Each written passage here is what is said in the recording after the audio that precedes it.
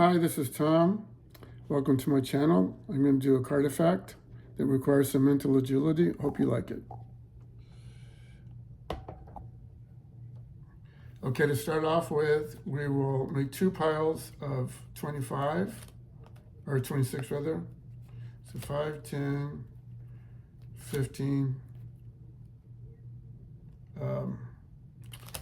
20, 26. All right, and then have the spectator choose any card from any pile that are shuffled. Okay, he can shuffle the piles, chooses a card. Say this is the card that he chooses, the King of Hearts. All right, then put the one pile on top of the other pile. Okay, like that. Okay, and then make 3 equal piles.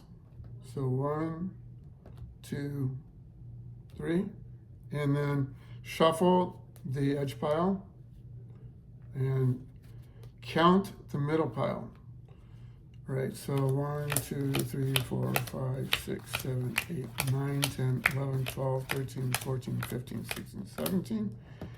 Edge pile, have them shuffle this, and then recount the middle pile as a double check that the number is correct. So 1, 2, 3, 4, 5, 6, 7, 8, 9, 10, 11, 12, 13, 14, 15, 16, 17. Okay, reassemble the piles. Okay, and then cut the deck wherever he wants, and then angle the cut. And then at this point, recap the trick up to this point, just for a few seconds. Have him complete the cut, and then deal out the number of cards that were in the middle pile. So I think that was 17. 1, 2, 3, 4, 5, 6, 7, 8, 9, 10, 11, 12, 13, 14, 15, 16, 17. All right, I'll find out soon enough if I remembered right. Okay, so 17, have him take this, the pile of 17 and choose any card that he wants. All right, so here, this is the 7 of spades. All right, and then have him choose a second card, any card that he wants. Okay, and then this is the King of Spades. And then explain, okay, what we're going to do here is we're going to add the value of the cards. So the 7 is S-E-V-E-N. We're going to spell the value of the cards. So 7 is S-E-V-E-N, King is K-I-N-G. All right, so 7, S-E-V-E-N, and then K-I-N-G. So K-I-N-G. Okay, so he's got the pack in his hand.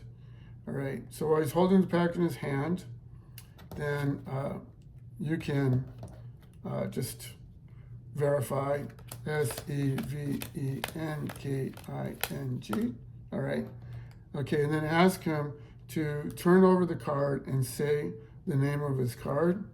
Okay, so he says King of Hearts and turns it over. Okay, so that's the routine, and now I'll explain how it works.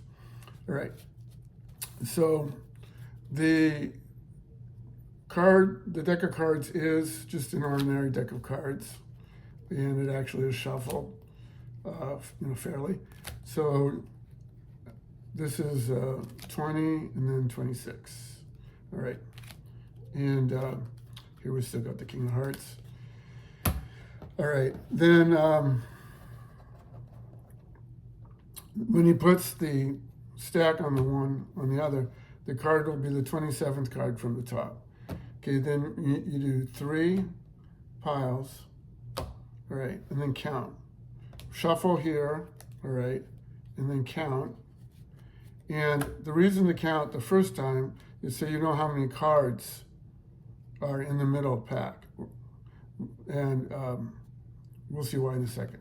So 1, 2, 3, 4, 5, 6, 7, 8, 9, 10, 11, 12, 13, 14. Okay, 14. All right. And then shuffle this one. All right, so shuffle again. Count a second time. So the reason to count the second time, which you probably can guess, is to get the cards back in order. All right. So the reason that the cards need to be in order in the middle pack is so that when you add the edge pack, the top pack on top, the chosen card, the King of Hearts, will still be the 27th card. So the whole point of this first part of the trick is to have a way of having a card. You don't know what the card is, but you know where it is. You know it's a 27 card from the top. And so you could consider this like one trick in itself, that this gives you a starting point where there's a lot of different ways that you could work with this. I'm just showing one way of doing this. Okay, so we know the chosen card is at the 27th position. We don't know what it is. And it's done in a way that's fairly deceptive. That's the idea. Okay, then from here, the spectator, there's a false cut. So the idea of this false cut is that the spectators think. So the spectator has the deck in his hands the whole time, except maybe I would do the 2 packs of 26 just to make it go a little quicker. But other than that, it's in the spectator's hand. Okay, he cuts the deck. And then this is called a time misdirection, where you just speak for a few seconds and then complete the deck, the cut, because the idea is that if you just cut it like that, that would look funny, but when you split it up, it can be effective. All right, so the card's still 27th from the top. All right, and then there was 14 in the middle pile. So count 14, 1, 2, 3, 4, 5, 6, 7, 8, 9, 10, 11, 12, 13, 14. Okay, so his card will be the 13th, if I remember all the numbers right. Let's see, so 1, 2, 3, 4, 5, 6, 7, 8, 9, 10, 11, 12, 13. Okay, so, here's where the mental agility comes in. And that is that just based on whatever cards you see, you make those cards work in one way or another. And there's a lot of different ways that you can do this, but I'll share the way that I do it. Is I remember 3 things. So one thing will be, or I think about 3 things. So one thing will be the spell value of the card. So if you spell out the whole card, what would that be? And then the second one is if you spell out the value of the denomination of the card, which is what I did in the demo. And then the third thing would be the face value of the card. So I'll give some examples. So say this is the card, King of Spades. So King is 4. So King of Spades is spelled out is 12, and then the value of the face card, I would count this 13. All right, then you could make an argument for counting at 10 if you wanted, but that's how I do it. So this is a 5, so it's 5 is the value.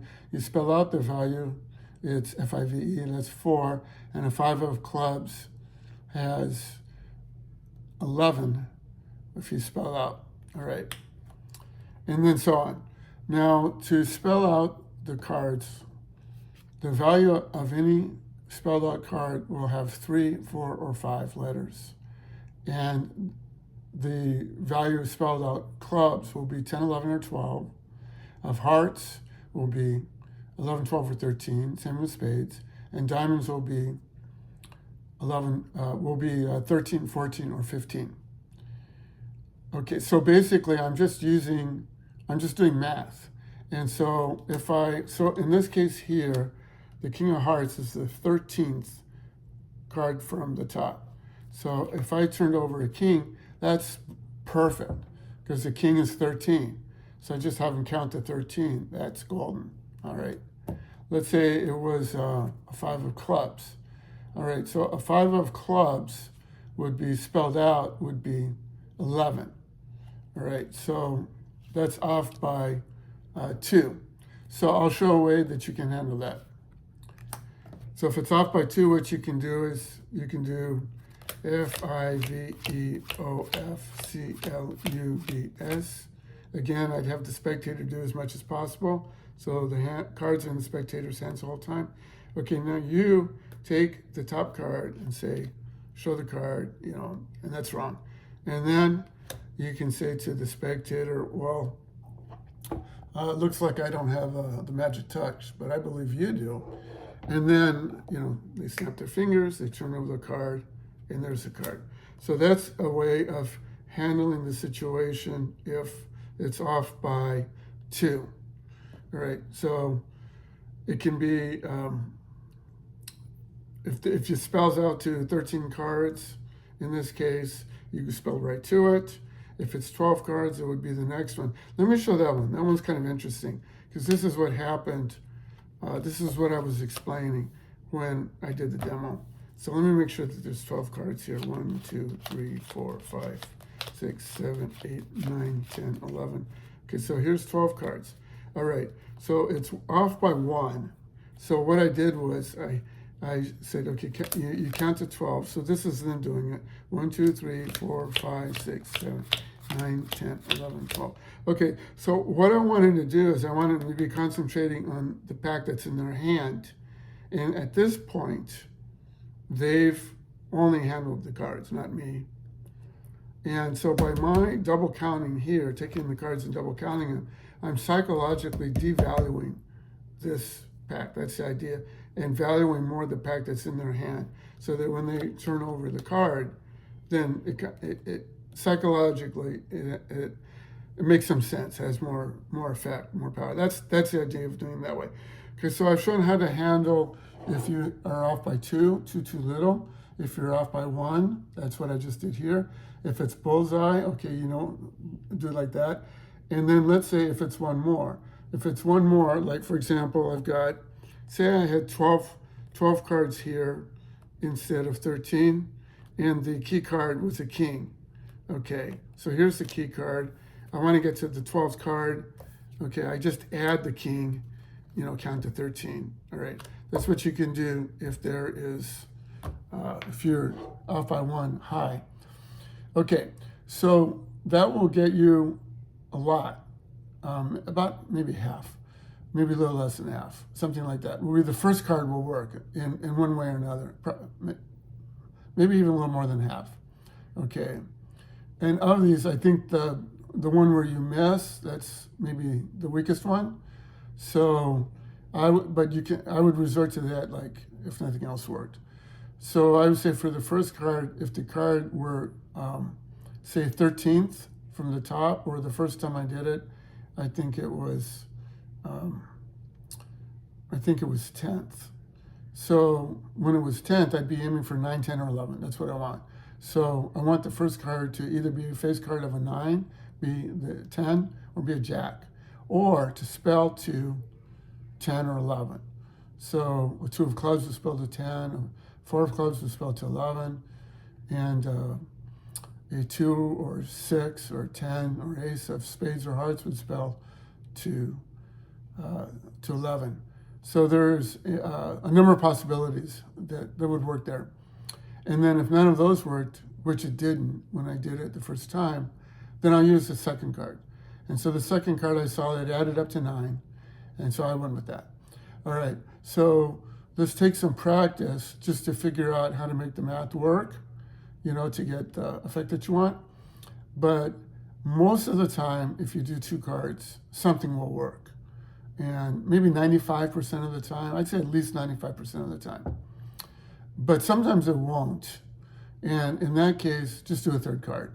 You can do a third card, do a Magician's Force to get the combination of 2 cards or the card that you want. You can figure that out. But a lot of the times it'll work really well. Like it's the 10th card and they pick a 10. But anyway, since they don't know that you know where the card is, of course, that's the whole charm of the effect. And then your mental acuity to figure out a way to make the math work. That's the idea. And This is one of my favorite effects, and I'll mention the name of Harry Lorayne because this is the sort of thing that he would do. So I sort of got the idea of the concept. It's not his trick, but I got the idea of the concept from him, and would highly recommend looking into his website. There's a book, I forget the name of it, but it's an ebook for like $15 on something about something about card magic. Anyway, highly recommend that. All right, well, thanks for watching, and until next time.